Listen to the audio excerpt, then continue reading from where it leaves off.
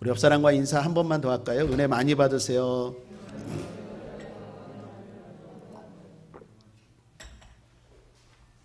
마가복음 23번째 시간, 마가복음 7장 1절부터 30절 말씀을 가지고 무엇이 사람을 더럽게 합니까?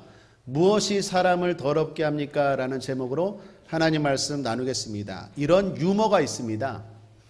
하나님의 심판대 앞에 율법사와 택시 운전사가 서게 되었답니다. 특별히 택시 운전사는 한국의 난폭 운전을 자행하던 택시 운전사였다고 합니다. 이제 천국인가 지옥인가 중요한 결정의 순간입니다. 그런데 뜻밖에도 말씀을 잘 알고 연구하는 율법사는 지옥, 그리고 택시 운전사는 천국이라고 하나님이 결정을 내리셨답니다.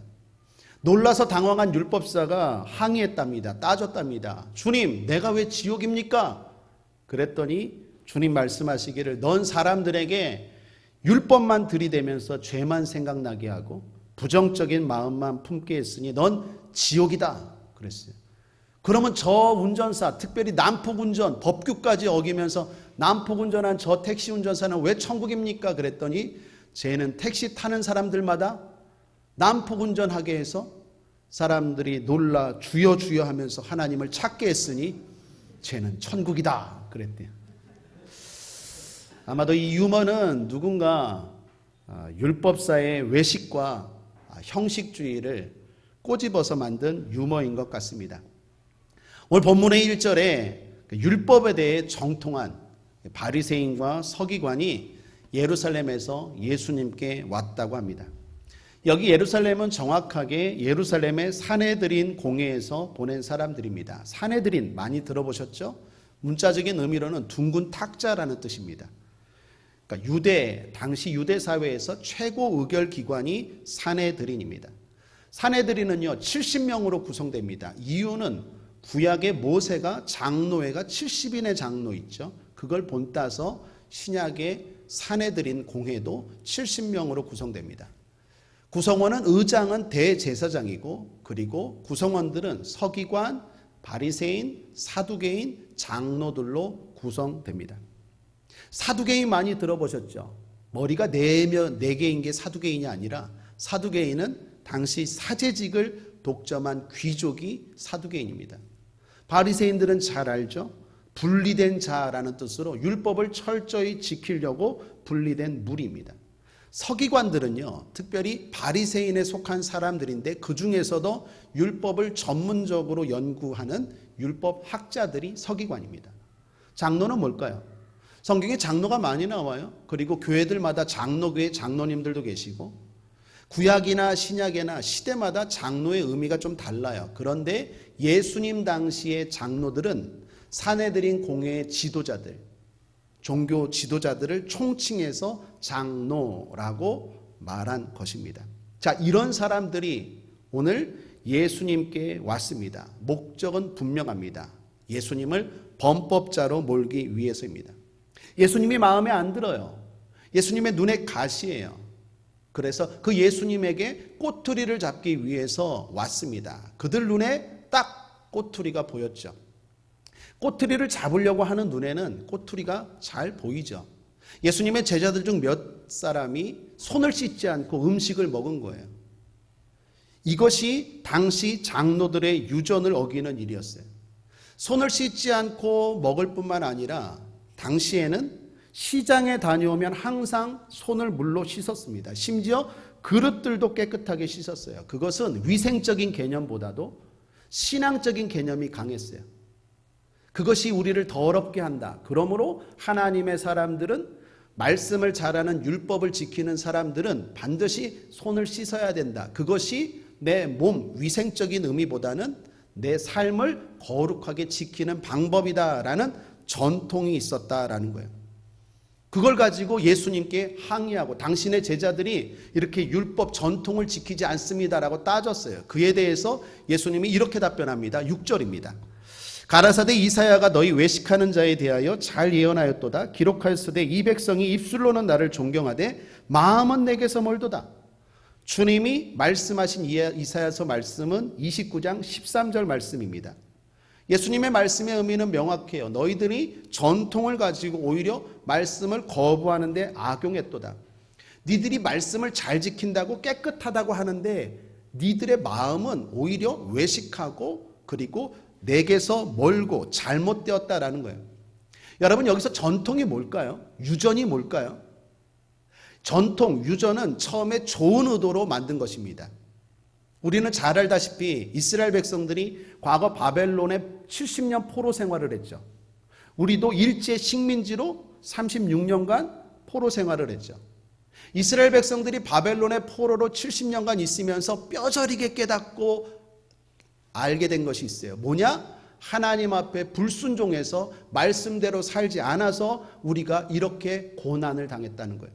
바벨론이 강해서 우리가 망한 게 아니라 하나님 말씀에 순종하지 않아서 하나님의 백성들이 이렇게 어려움을 당했다라는 것을 70년 동안 몸소 깨달았어요. 그래서 그때 깨달음을 가지고 에스라라는 사람을 중심으로 어떻게 하면 말씀을 잘 지킬까 고민하고 연구해서 만든 게 전통인데 그게 613가지예요. 예를 들면 여러분 주일 성수해야 됩니다. 아멘이십니까? 아멘. 그럼 주일 성수가 어떻게 하는 거죠? 주일 예배만 드리면 주일 성수인가요? 이런 고민이 있죠. 옛날에 우리 믿음의 선배들은요, 백화점도 안 가고 시장에서 뭐 사지도 않았어요. 왜요? 주일 성수한다고. 주일 성수라는 것은 대단히 추상적이에요. 그러면 주일 성수를 어떻게 해야 되느냐? 그거를 구체적인 실천 사항들을 적어 놓은 것이 뭐냐? 전통이에요. 그게 613가지나 되었어요. 좋은 의도로 만든 거죠. 취지가 좋았다라는 거예요. 그런데 문제는 뭐예요? 항상 시간이 가면 변질이 돼요. 순수한 의도는 사라지고 껍데기만 남아서 형식적으로 되는 거예요. 신앙에서 제일 조심해야 되는 게 이거예요. 껍데기만 하는 거예요. 마음은 딴 데가 있고 몸만 있는 거예요. 우리가 결혼 생활할 때 제일 중요한 게 뭐예요? 마음 아니겠어요? 그런데 마음은 딴 데가 있고 몸뚱아리만 있으면 그건 사랑이 아닌 것처럼 하나님 앞에서 마음도 있어야 되는데 형식만 남게 된 거예요. 그래서 이 사람들이 그 율법을 가지고 사람들을 판단하는 거예요. 조금이라도 이걸 어기면 이방인으로 취급하고 죄인으로 취급한 거예요. 그걸 예수님이 지금 지적한 거예요. 그러면서 외식하는 한 예를 들었는데 그게 따라하겠습니다. 고르반. 고르반 많이 들어보셨죠? 고르반이라는 것이 문자적인 의미로 제물이라는 뜻입니다. 구약에서 특별히 하나님께 드려진 제물이에요. 예를 들면 오늘날 11조 그러면 뭐예요? 이건 하나님께 드려진 예물. 그러므로 못 건드려. 이게 바로 고르반이에요. 하나님께 드려져 고르반 하면 못 건드려요. 그런데 좋은 취지인데 사람들이 그걸 악용해요. 부모를 부양해야 돼요. 부모님을 공경해야 돼요. 부모를 효해야 돼요. 그런데 그게 하기 싫으니까 돈이 있으면서도 이건 고르반, 이건 하나님께 드려진 거기 때문에 어쩔 수 없어요. 그러므로 부모님이 어려워도 내가 부모 공경을 못할 수밖에 없는 거예요. 라고 사람들이 말하는 거예요. 하나님의 말씀을 가지고 오히려 하나님의 말씀을 왜곡하고 악용하는 거예요. 이런 일들이 당시에 많았대요. 13절 보십시오. 너희의 전한 유전으로 하나님의 말씀을 폐하며 또 이 같은 일을 많이 행하느니라 하시고, 말씀을 잘 지키려고 만든 전통이 오히려 말씀을 어기는데 도구로 악용되고 있다라는 거예요. 마음 없는 형식주의만 남은 신앙생활이 당시에 많았다라는 것입니다. 그러므로 주님은 결론적으로 명확하게 말합니다. 너희들이 내 제자들이 더럽다고 말하느냐? 전통에 어긋났다고 더럽다고 말하느냐? 진짜 더러운 게 뭔지 아느냐? 마음이다라는 거예요. 너희들과 같은 마음, 그 마음이 사람을 더럽게 하는 거지 손을 씻지 않고 먹는다라고 음식이나 방식이 그 사람을 더럽게 하는 것이 아니다라고 말하는 거예요. 16절을 보십시오. 사람 안에서 나오는 것이 사람을 더럽게 하는 것이니라 하시고, 오늘 설교 제목의 답은 명확합니다. 무엇이 사람을 더럽게 합니까? 여러분 추석 명절날 제사 음식 먹으셨습니까? 더러워졌네요? 아니에요. 무엇을 먹는다고 내가 더러워지는 게 아니라 마음이 더러워지는 거예요. 구약의 에레미야 선지자도 말합니다. 17장 9절에 만물보다 거짓되고 심히 부패한 것이 마음이라. 주님의 말씀을 가지고 디모데는 다시 한번 명확하게 말합니다. 4장 3절 하반절에서 4절 말씀 함께 읽겠습니다. 시작. 식물은 하나님이 지으신 바니 믿는 자들과 진리를 아는 자들이 감사함으로 받을 것이니라. 하나님의 지으신 모든 것이 선함에 감사함으로 받으면 버릴 것이 없나니. 믿음이 있으면, 진리를 알면 모든 음식은 아멘 하고 먹으면 선한 거예요. 그게 나를 더럽게 하는 게 아니에요. 진짜 더러운 것은 뭐냐? 마음이다 라고 말하는 거예요. 나중에 따로 제자들과 함께 모였습니다. 제자들이 예수님께 질문합니다. 주님, 아까 그렇게 하신 말씀이 무슨 뜻입니까? 주님이 제자들을 책망하세요. 너희들은 늘 나랑 가까이 있으면서 그렇게 깨달음이 없느냐? 그러면서 다시 한번 강조하고 명확하게 말씀합니다. 마음이 악한 거야. 그러면서 덧붙이기를 12가지의 악한 마음을 소개합니다. 그게 뭐냐? 음란, 도적질, 살인, 간음, 탐욕, 악독, 속임, 음탕, 흘기는 눈, 회방, 교만, 광패. 이런 마음이 악한 거야. 이걸 깨끗하게 해야 돼. 여러분 여기 조금 소개하면 음란, 간음, 음탕 다 비슷하죠.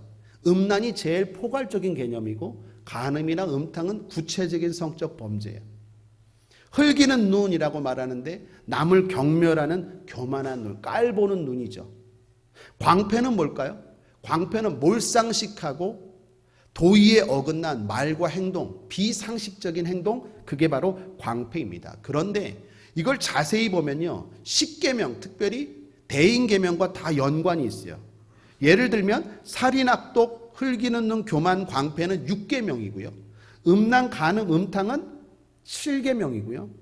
도적질은 8계명, 속임은 9계명, 탐욕은 10계명, 그리고 앞에 말한 고르바는 몇 계명? 효에 대한 계명이 10계명 중에 몇 계명? 5계명이죠. 다시 말하면 너희들의 악한 마음은 사람에게 대해서 하나님의 말씀, 계명을 어기는 마음들이 바로 악한 마음이래요. 그러므로 결론적으로 주님이 다시 한번 확실히 말씀하십니다. 23절 함께 읽겠습니다. 시작. 이 모든 악한 것이 다 속에서 나와서 사람을 더럽게 하느니라. 그러므로 사랑하는 국제아모니계 성도님들, 외모로 사람을 판단하지 않게 되길 바랍니다. 진짜 더러운 것은 우리의 마음이지 그 사람이 어디에서 살고 무엇을 먹고 어떤 옷을 입었느냐가 더러운 게 아니에요. 진짜 더러운 것은 마음이라는 거예요. 자, 그러면 이 이야기에서 두 가지 질문을 해볼 수 있어요. 첫 번째는 그럼 어떤 마음을 가져야 합니까? 주님이 이런 악한 마음 말고 주님이 원하시는 마음은 어떤 마음입니까? 구체적으로 그 첫 번째 질문. 또 하나는 그런 마음을 가지기 위해서는 어떻게 해야 합니까? 이러한 두 가지 질문이 생겨요. 하나씩 살펴보죠. 첫 번째, 그럼 어떤 마음을 가져야 합니까? 그것이 다음 말씀과 연관이 있습니다. 다음 말씀은 우리가 잘 아는 수로보니게 여인이 귀신 들린 딸의 문제를 가지고 주님 앞에 응답받은 이야기죠. 제가 이 본문을 가지고 이 말씀을 가지고 설교를 많이 했어요. 수로보니게 여인에 대한 이야기. 이 독립적으로 이 본문을 가지고 설교했지만 마가복음 전체적으로 보면요, 이 수로보니게 여인의 이야기가 갑자기 왜 나왔느냐? 앞의 이야기와 연관이 있어요. 결론부터 말하면 너희들이 더럽다고 여기는 여인, 특별히 이 여인의 출신에 대해서 성경은 세 가지를 강조하는데 두로 지방의 헬라인이고 수로보니게 족속이래요.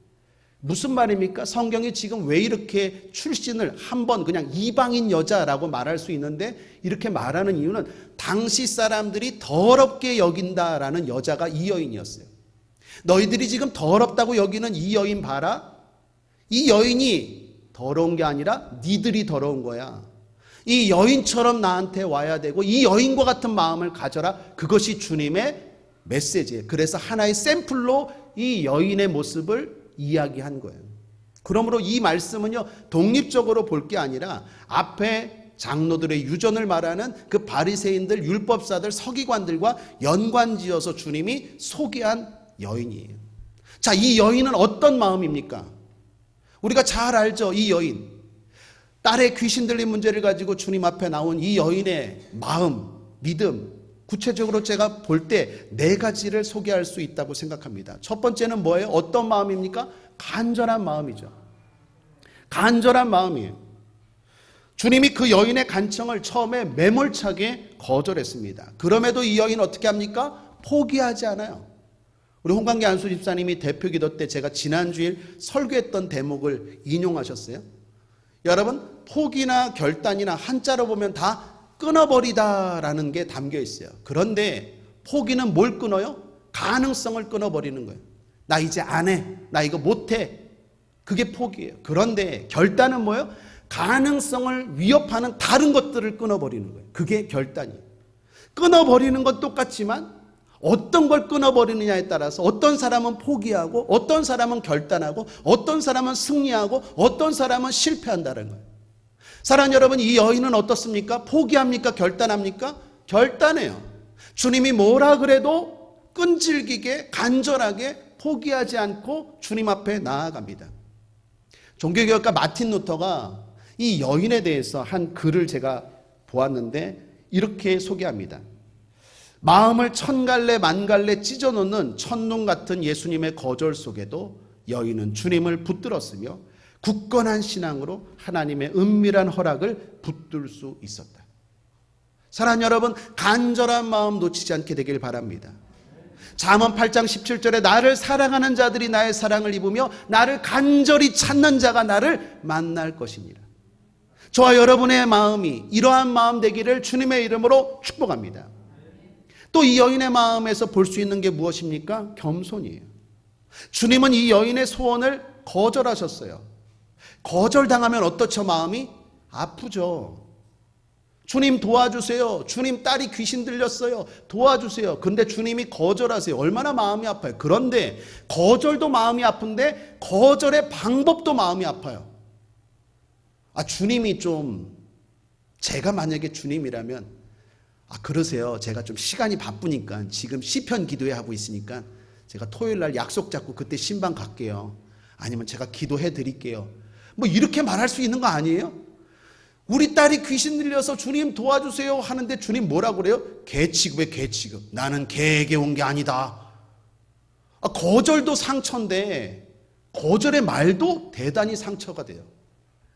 만약에 이렇게 됐다면 어떨까요? 우리 동네방네 다니면서 야, 그 교회 다니지 마. 아이고, 그 교회 다녔다가 상처만 받고 그 예수 상처만 줘. 아니 그냥 뭐 안 된다고 하면 되지 나를 개 취급해. 지가 뭐가 잘났다고. 대부분 이런 상처를 받죠. 근데 이 여인은 어때요? 그렇지 않아요. 이 여인의 말을 들어보십시오. 함께 읽겠습니다. 28절 시작. 여자가 대답하여 가로되 주여 올소이다마는 상 아래 개들도 아이들의 먹던 부스러기를 먹나이다. 겸손해요. 주님, 저 개 맞아요. 저 죄인이에요. 저 부족해요. 잘난 거 하나도 없습니다. 그런데 저 같은 것에게 부스러기라도 주면 안 될까요? 주님 그 마음 보신 거예요. 이 마음 품으라는 거예요. 왜 상처받죠? 교만하니까 상처받은 거예요. 나를 이렇게 인정 안 해줘? 이런 마음이 있기 때문에 사실 상처를 받는 거예요. 여러분, 거지가 상처받는 거 봤어요? 거지는 상처 안 받아요. 왜요? 다 내려놨거든요. 대부분 상처받는 사람들은요, 교만한 사람들이 상처받아요. 네가 나를 이렇게 대해. 이런 마음들이 있기 때문에 상처가 되는 거예요. 이 여인 어때요? 그런 마음 없어요. 주님 맞아요. 다 알죠? 주님. 제가 얼마나 많은 죄를 졌는데요. 맞아요. 저는 죄인이에요. 사실 개보다 못해요. 주님 부스럭이라도 주옵소서. 그런 겸손한 마음, 그 마음이 깨끗한 거고 그 마음 가지라는 거예요. 저와 여러분이 그러한 마음이 있게 되기를 주님의 이름으로 축원합니다. 또한 이 여인의 마음속에서 순수한 것을 보게 돼요. 주님이 여인의 말에, 여인의 믿음에 감동을 받았어요. 그리고 그녀의 소원에 응답하십니다. 그런데 그때 주님의 응답이 무엇이었습니까? 다름 아닌 말이었어요. 뭔가 표적을 주거나 아니면 최소한 안수를 하거나 아니면 회당장 야이로는 집에 가서 신방까지 했잖아요. 주님이 응답하실 때 뭔가 사인을 주거나 아니면 뭐 최소한 내 몸에 뭐 손을 얹고 기도를 해주거나 아니면 그래 네 집에 가자 귀신 들린 딸이 있다고 내가 고쳐 같이 간 것도 아니에요. 그냥 딱 말만 했어요. 돌아가라. 귀신이 떠나갔다. 끝. 이게 다예요. 뭐 이렇게 싱거워. 뭐 간절히 기도해 준 것도 없어요. 그냥 끝. 돌아가라. 끝. 놀라운 건 이 여인이 그걸 믿고 아멘 하고 돌아가요. 여러분 29절 30절 함께 읽겠습니다. 시작. 예수께서 가라사대 이 말을 하였으니 돌아가라. 귀신이 내 딸에게서 나갔느니라 하심에 여자가 집에 돌아가 본즉. 뭐 더 이상 붙드는 게 없어요. 아멘 하고 돌아가요. 얼마나 순수해요. 얼마나 순수해요. 그냥 돌아가요. 거기에 하나님이 역사하세요. 사랑하는 여러분, 저와 여러분 이러한 마음 갖게 되길 바랍니다. 순수한 믿음 되길 바랍니다. 순수한 마음 되길 바랍니다. 그리고 마지막 하나는 이 여인의 문제는 본인의 문제입니까? 딸의 문제입니까? 딸이죠. 여러분에게 딸은 어떤 존재예요? 2부 예배 때 질문했더니 왼수 덩어리요 그러던데. 여러분에게 딸은 어떤 존재예요? 사랑의 존재죠. 어떻게 왼수 덩어리겠어요? 사랑의 존재죠. 내가 아픈 거 참을 수 있지만 내 딸이 아프다? 이거 못 참아요. 이 여인의 마음은요, 사랑의 마음이에요. 내 딸이 지금 귀신 들렸어요, 주님. 그 무조건적인 어미의 마음, 그 사랑의 마음, 그거 주님이 보라는 거예요. 그게 깨끗한 거예요. 니들이 더럽다고 말하는 두로지방, 헬라인, 수로보니게라고 말하지만 아니, 니들이 더러운 거고 이 여인은 깨끗한 여인이고 이 마음으로 주님 앞에 나오면 기적을 경험할지어다. 이 여인의 마음 가지라는 거예요. 사랑하는 여러분, 우리의 모델은 분명합니다. 이 여인이에요. 우리도 이 여인처럼 마음을 갖게 되길 바랍니다. 간절한 마음 가지십시오. 결단하고 포기하지 않게 되길 바랍니다. 순수한 마음 갖게 되길 바랍니다. 겸손한 마음 되길 바랍니다. 상처받지 마시고 겸손한 마음 갖게 되길 바랍니다. 뿐만 아니라 사랑의 마음 갖게 되길 바랍니다. 그렇게 되기 위해서 두 번째 어떻게 해야 될까요? 첫 번째는 회개합시다. 사실 우리의 마음도 이런 마음이지만 세상 가운데 살면서 자꾸 물들어요. 우리 한수 집사님 대표기도 하신 것처럼 세상에 살면서 죄악된 세상에 살면서 내가 깨끗하게 살고 싶지만 나도 모르게 먼지가 내 옷에 묻는 것처럼 나도 모르게 자꾸 더럽혀지는 것처럼 알고 모르게 짓는 죄들이 얼마나 많은지 몰라요. 그러므로 회개해야 돼요. 주님의 첫 일성이 무엇이었습니까? 회개하라 천국이 갖고 왔느니라. 회개는 대단히 중요한 겁니다. 여러분, 지옥 간 사람들은 왜 지옥 갔을까요? 예수 안 믿어서 죄를 지어서 맞아요. 그런데 요한계시록은 이렇게 말합니다. 16장 11절에 저희가 행위를 회개치 아니하더라. 회개하지 아니한 사람들이 가는 곳이 지옥이에요. 우리도 죄인입니다. 우리도 죄를 지어요. 그런데 우리는 회개한 죄인이고 지옥 간 사람들은 회개를 안 해요. 사랑하는 여러분, 회개의 은혜가 임하길 바랍니다. 로마서 2장 5절에도 말합니다. 다만 내 고집과 회개치 아니한 마음을 따라 진노의 날 곧 하나님의 의로우신 판단이 나타나는 그날에 이 말 진노를 내게 쌓는도다. 고집을 피워요. 회개하지 않아요. 그래서 어떻게 해요? 마지막 때에 하나님의 진노, 하나님의 심판이 임하는 사람들이 바로 어리석은 지옥 가는 사람들이에요. 그러므로 사랑하는 여러분, 신앙생활에서 제일 중요한 게 회개예요. 우리가 이 땅에서 제일 많이 해야 될 게 뭘까요? 회개예요. 우리가 매일 씻는 것처럼, 육신을 매일 씻고 손을 씻는 것처럼 이 땅에서 매일 회개해야 돼요. 왜요? 우리의 마음과 우리의 영혼이 더럽혀지기 때문에. 결국 주님은 사랑하기 때문에 우리를 회개로 인도하십니다. 여러분, 어려움이 있습니까? 아픔이 있습니까? 회개해야 될 줄 믿습니다. 특별히 코로나19를 통해서 우리가 지혜롭게 반응해야 될 모습이 뭘까요? 회개해야 돼요. 저는 미국도 회개해야 된다고 생각해요. 강대국이잖아요. 위생 1국이잖아요. 그런데 그 미국이 그것도 백악관에 대통령이 코로나를 걸렸대요. 방역을 잘 못해서? 저는 그렇게 생각하지 않아요. 미국이 어떤 나라였어요? 청교도들이 영국에서 미국 가갖고 그 어려운 때, 그 감사하고 그 어려운 때, 그 순수한 믿음으로 그리고 세운 나라가 미국이에요. 모든 지도자들이 성경에 손을 얹고 선서하고 지도자가 되는 나라가 미국이에요. 돈마다 하나님의 말씀이 적혀 있는 게 바로 미국이에요. 근데 그런 미국이 하나님의 말씀을 어기고 동성애를 인정하고 온갖 죄악을 자행하고 온갖 악한 마음들이 난무하니까 하나님이 어떻게 해요? 제가 볼 땐 조심스럽게 말씀드리지만 징계하는 거예요. 여러분, 우리 삶 가운데 왜 이런 어려움이 다가오죠? 이 어려움 가운데 우리가 해야 될 일이 뭡니까? 더욱 회개해야 돼요. 하나님이 기회를 주시는 거예요. 요한계시록 3장 19절 함께 읽어보겠습니다. 시작. 무릇 내가 사랑하는 자를 책망하여 징계하노니 그러므로 내가 열심을 내라 회개하라. 사랑하니까 징계하는 거예요. 사랑하니까 경고하는 거예요. 왜? 회개하라고. 사랑 여러분, 회개하시길 바랍니다. 회개하고 다시 한번 이 여인과 같은 마음을 품을 수 있는 저와 여러분 되길 바랍니다. 어떻게 회개합니까? 여러분이 고백하셔야 돼요. 여러분이 이렇게 자백하셔야 돼요. 하나님 앞에 이렇게 쓰셔야 돼요. 드러내셔야 돼요. 내가 인정하고 내가 고백합니다. 하나님 내 죄를 용서해 주옵소서 고백하고 자백하는 것. 그럴 때 그게 회개고 그럴 때 주님이 깨끗게 합니다.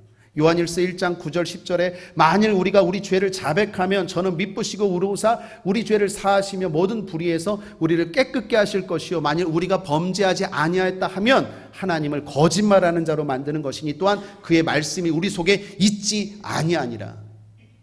우리가 다 죄인입니다. 그걸 인정하고 자백하고 회개하면 어떤 죄든지 주님이 깨끗게 하실 줄 믿습니다.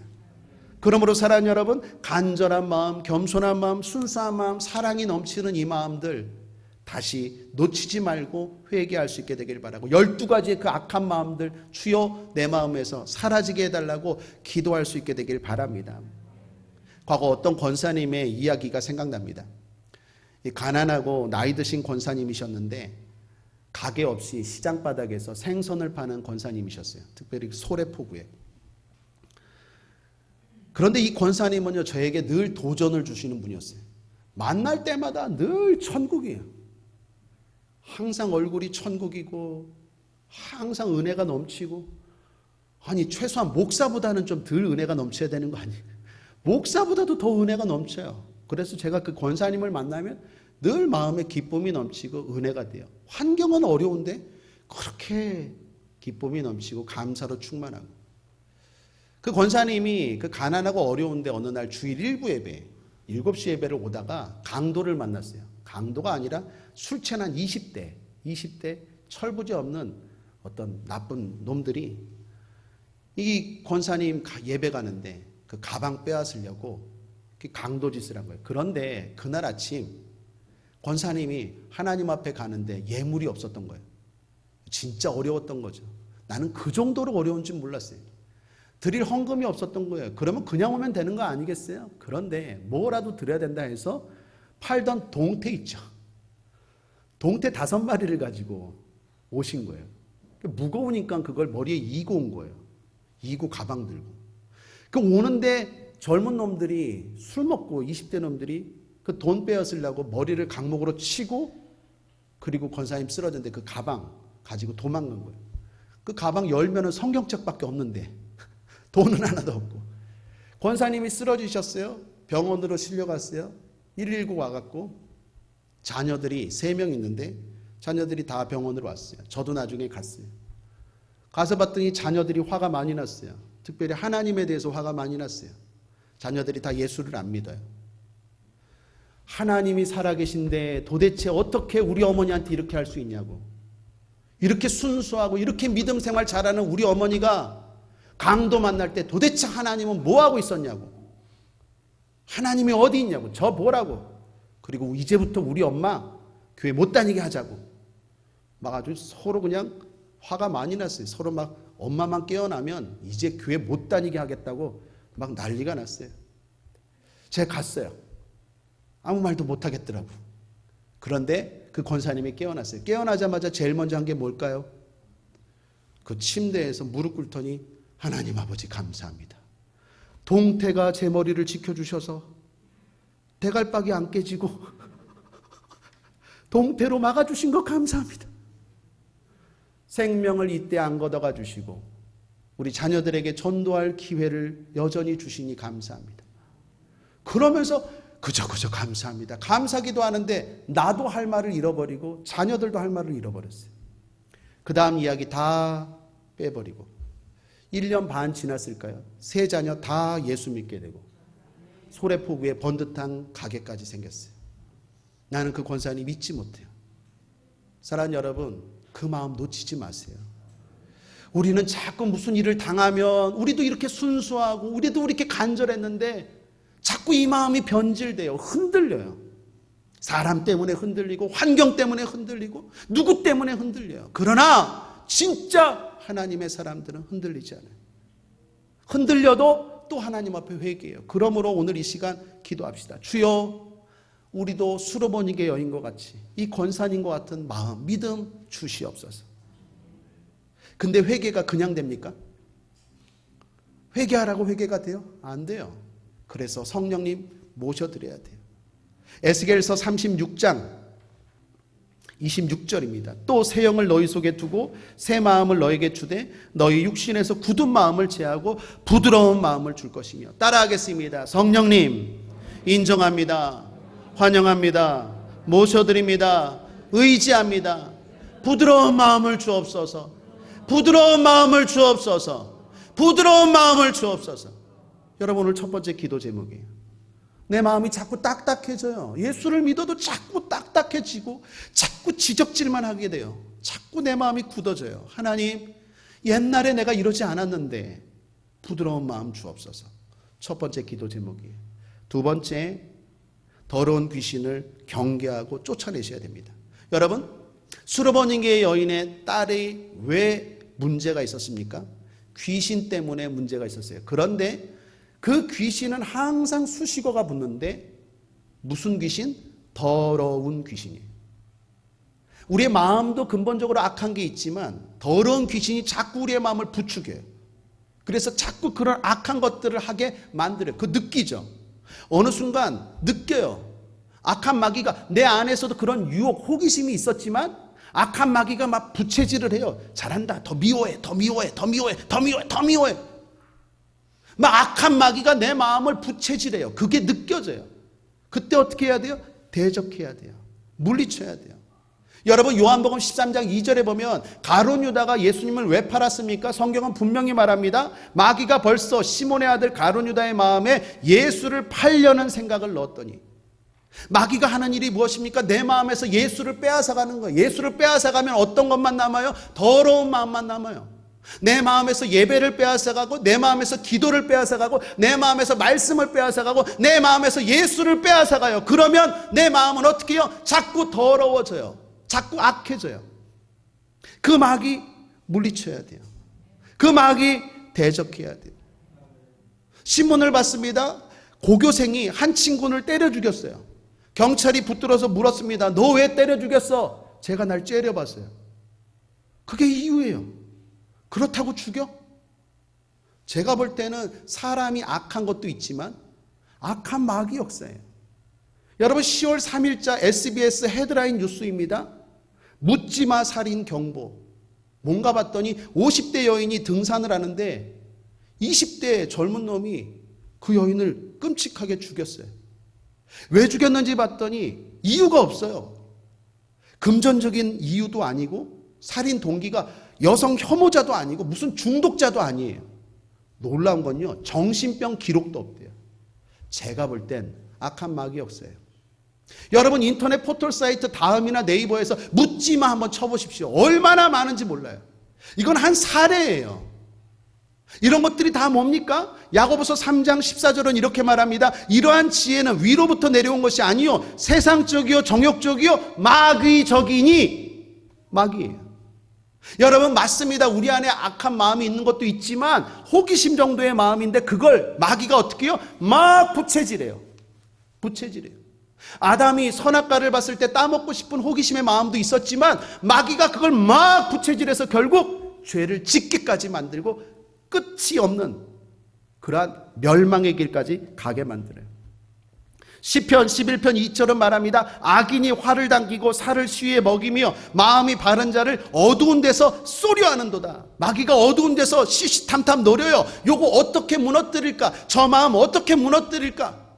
저 마음에서 예수를 어떻게 하면 빼앗아가고 더럽게 만들까? 그래서 미움으로 가득하게 만들고 음란과 음탕으로 가득하게 만들고 교만으로 가득하게 만들고 탐욕으로 가득하게 만들고 광패로 가득하게 만들고 어떻게 하면 저거 넘어뜨릴까? 어두운 데서 쏘려고 하고 있어요.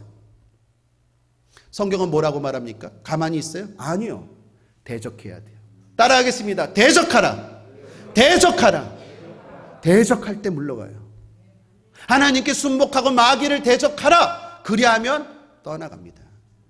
베드로전서 5장 8절 9절입니다. 근신하라 깨어라 너희 대적 마귀가 우는 사자같이 두루다니며 삼킬 자를 찾나니 너희는 믿음을 굳게 하여 저를 대적하라. 대적하셔야 돼요. 그러므로 오늘 기도 제목은 두 가지 명확합니다. 회개하시고 성령 충만함으로 회개하시고 그리고 마귀를 대적하십시오. 어디를? 여러분 마음을 향해서. 그럼 오늘 기도 제목은 딱 하나예요. 여러분 자신을 위해서 기도하십시오. 이야기 하나 소개하고 마치죠. 일전에도 말씀드린 것처럼 베토벤은 예수님을 처음에 안 믿었습니다. 그런데 인기가 많아지고 명예가 올라갈수록 마음이 공허해요. 그러다가 예수님을 만났어요. 그 다음부터 그 마음과 생각이 바뀌어지기 시작했어요. 그리고 우리가 잘 알다시피 찬송가 13장 기뻐하며 경배하세라는 교향곡으로 따지면은 9번 사악장을 만들었어요. 그리고 그것이 찬송가에 기록됐습니다. 이 13장 찬송가 가사에 보면 4절이 이렇습니다. 새벽별의 노래 따라 힘찬 찬송 부르니 주의 사랑 줄이 되어 한맘 되게 하시네. 노래하며 행진하여 싸움에서 이기고 승전가를 높이 불러 주께 영광 돌리세요. 여기 베토벤이 싸움이라는 건 무슨 싸움일까요? 내 마음에서 예수를 빼앗아 가려고 하는 악한 마귀와의 싸움이에요. 여러분 그러므로 싸우셔야 돼요. 분명히 느낄 거예요. 나는 그냥 호기심인데 어느 순간 내 마음에 자꾸 조금 있었던 것이 점점 커져요. 그리고 내 삶을 파괴하고 내 마음을 온통 거기에 집중하게 해요. 그걸 느낄 거예요. 그럴 때 가만히 있으면 안 돼요. 마귀야 떠나갈지어다. 예수 이름으로 명하노니 귀신아 내 마음에서 물러갈지어다. 대적하셔야 돼요. 그럴 때 우리는 승리하고 이길 줄 믿습니다. 다윗 기도회를 하고 있습니다. 다윗이 얼마나 어려운 일들이 많은지 몰라요. 그런데 그 마음을 붙잡아요. 그 마음을 놓치지 않아요. 하나님 앞에 예배하고 기도함으로 마음을 새롭게 하고 결국에는 하나님을 찬양하고 그 어려움을 이겨나가다라는 것입니다. 그러므로 사랑하는 여러분, 오늘 이 예배가 오늘 주님 앞에 온 여러분들이 그렇게 깨끗함을 입고 회복되는 시간 되길 바랍니다. 영적인 목욕을 하고 가는 귀한 시간 되기를 주님의 이름으로 축원합니다. 말씀을 정리합니다. 사람을 더럽게 하는 것은 다름이 아니라 마음입니다. 마음 청소해야 됩니다. 회개합시다. 회개가 그냥 되나요? 성령님을 인정하십시오. 부드러운 마음 달라고, 회개할 수 있는 마음 달라고 성령님을 초청하고 기도하고 회개하시길 바랍니다. 그리고 또 하나, 우리의 마음을 자극하고 부추기는 마귀를 대적하십시오. 쫓아내십시오. 그럴 때 우리는 천국 마음을 가지고 천국 백성으로 이 땅을 살아가게 될 줄 믿습니다. 기도하겠습니다. 좋으신 하나님 아버지 감사합니다. 오늘도 우리를 사랑하시니 감사합니다. 주님 앞에 회개합니다. 마귀를 대적합니다. 주님 응답하시고 역사하여 주시옵소서. 감사드리며 예수님의 이름으로 축복하고 기도했습니다. 아멘.